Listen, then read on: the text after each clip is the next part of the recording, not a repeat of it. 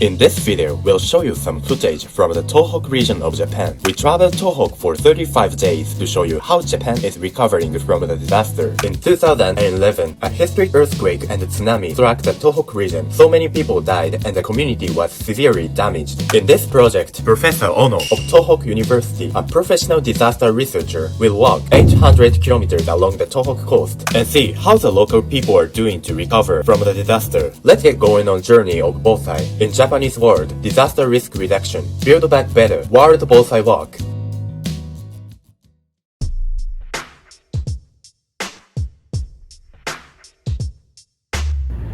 Today, March 1st, 7th day of the war.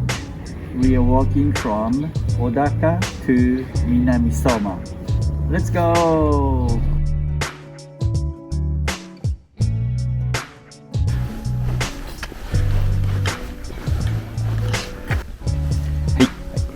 We are here in the Murakami area district of Minami Sanriku city. There's a monument explaining what happened in Murakami.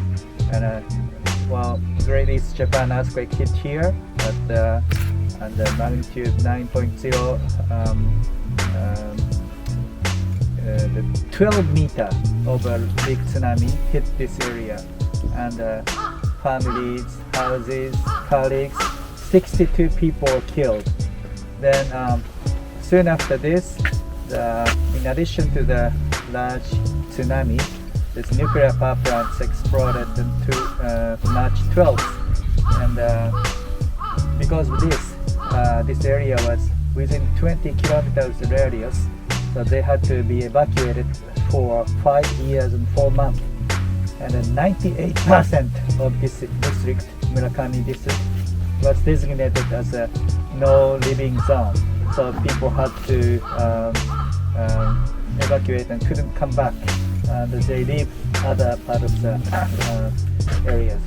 So, but the former residents of Murakami, decided to build this memorial to tell the stories for the next generation.